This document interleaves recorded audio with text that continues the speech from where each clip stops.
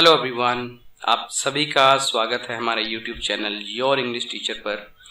और आज के इस वीडियो का विषय है कि किस तरह इंग्लिश में एक शब्द के कई अलग अलग अर्थ हो सकते हैं और एक ही शब्द के कई अलग अलग इस्तेमाल भी हो सकते हैं।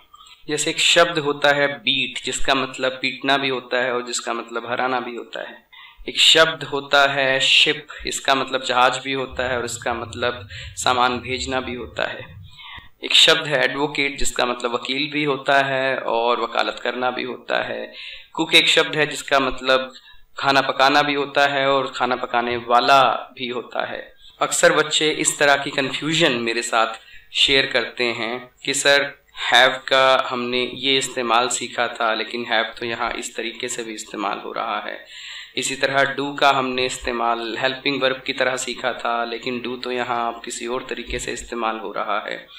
तो ऐसे ऐसे बहुत सारे शब्द हैं इंग्लिश में जिनके अलग अलग यूसेज हो सकते हैं, तो आपको डरने की बिल्कुल भी आवश्यकता नहीं है। सबसे पहले तो मैं आपको बता दूं कि ये शब्द बिल्कुल ऐसे ही हैं जैसे पोटैटो होता है, जैसे आलू होता है। अब आलू के भी मल्टीपल यूसेज होते हैं, जैसे कि आलू की सब्जी भी बनती है, आलू के पराठे भी बनते हैं, आलू के चिप्स भी बनते हैं, आलू के फ्रेंच फ्राइज भी बनते हैं और आलू की टिक्की भी बनती है, आलू के समोसे भी बनते हैं। तो आलू के बहुत सारे अलग अलग इस्तेमाल हैं। इसी तरह ही इंग्लिश में भी शब्दों के मल्टीपल यूसेज होते हैं। आपको धीरे धीरे करके उन सभी यूसेज को सीखना है और उन्हें अपने जीवन में इस्तेमाल करना है। कुछ उदाहरणों के जरिए मैं आपको ये बात समझाऊंगा। सबसे पहले उठा लेते हैं हैव शब्द को ही। आपने हैव शब्द का इस्तेमाल पोजेशन में किया होगा, जिस तरह हम बोलते हैं कि मेरे पास एक कार है, आई हैव अ कार। मुझे सर में दर्द है, आई हैव हेडेक। और मेरे पास एक आइडिया है, आई हैव एन आइडिया।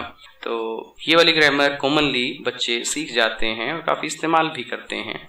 लेकिन जब बच्चे टेंसेस करते हैं और टेंस में प्रेजेंट परफेक्ट आता है, तो बच्चे वहाँ पे इस तरीके की बात करना सीखते हैं कि मैंने अपनी फ़ीस जमा करा दी है, आई हैव सबमिटेड माई फ़ी। मैंने अपना कोर्स कंप्लीट कर लिया है, I have completed my course.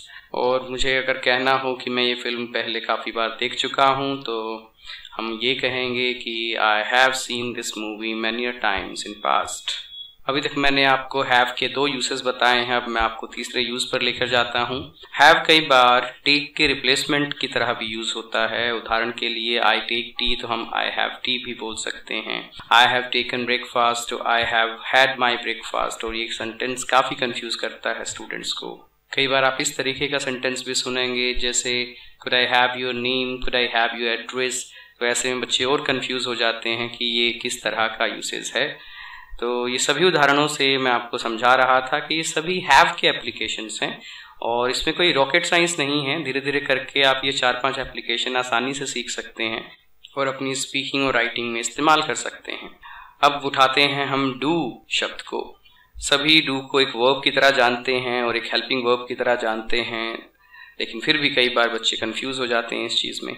जब हम एक हेल्पिंग वर्ब की तरह इस्तेमाल करते हैं इसका, तो डू सिंपल प्रेजेंट टेंस में इस्तेमाल होता है।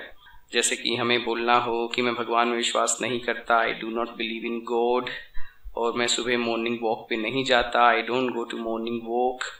लेकिन जब सेंटेंस कुछ इस तरीके का आए, जैसे I do not do online shopping, तो यहाँ बच्चे कंफ्यूज होते हैं कि कौन से डू का कौन सा सेंस है।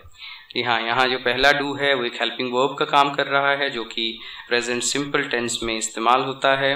और जो दूसरा डू है, आई डू नॉट डू शॉपिंग वाला, वो एज अ वर्ब इस्तेमाल हो रहा है, जो शॉपिंग करने के लिए यहाँ पे प्लेस किया है।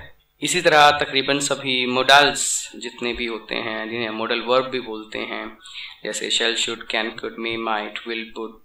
तो इस तरीके के जो शब्द हैं ये भी अलग अलग तरीके से यूज़ होते हैं। उदाहरण के लिए कुड के बहुत सारे इस्तेमाल हैं। कुड का एक इस्तेमाल पोलाइट रिक्वेस्ट में होता है, could I have your name, could you give me your motor bike for a day, could you please help me in my homework. Could का इस्तेमाल पास्ट इनएबिलिटी में भी होता है। Sorry I could not receive your call, मैं आपका call नहीं receive कर पाया। Sorry I could not return your money, मैं आपके पैसे वापस नहीं कर पाया। कुड का इस्तेमाल ऑप्शंस, पॉसिबिलिटी दिखाने के लिए भी होता है। जैसे संडे के दिन की प्लानिंग चल रही है और कोई पूछ ले कि क्या क्या किया जा सकता है, तो कुछ इस तरीके से बात बनेगी। we could watch a movie, or we could go and play cricket, or we could go for shopping. So ये हम options की बात यहाँ पे खुद से कर रहे हैं. Could possibility भी दिखाता है, जैसे आसमान में अगर बादल दिखाई दे रहे हैं तो it could rain, और अगर मैं अपने बारे में कहूँ कि मैं कल आ भी सकता हूँ और क्या पता ना भी आऊँ, I could come tomorrow, or it might be a case that I could not come tomorrow. तो इस तरह से इंग्लिश के शब्द अलग अलग तरीके से इस्तेमाल होते हैं. आपको एक बार तो ये सभी इस्तेमाल डीपली एनालाइज करने पड़ेंगे और उन्हें ध्यान से सीखना पड़ेगा, तब कहीं जाके आप सोच सकते हैं कि आपकी ग्रामेटिकल रेंज आ पाए, आपकी वोकैब रेंज इस्तेमाल हो पाए और आप एक बेहतर इंग्लिश यूज़र बन पाओ. I hope this information will help you, और इससे आपकी शब्दों की कन्फ्यूजन भी दूर होगी. अगर आपको ये वीडियो अच्छा लगे इसे लाइक करें, अपने फ्रेंड्स जो इंग्लिश सीख रहे हैं उनके साथ शेयर करें और बने रहें हमारे चैनल के साथ. Thanks for watching and for your precious time.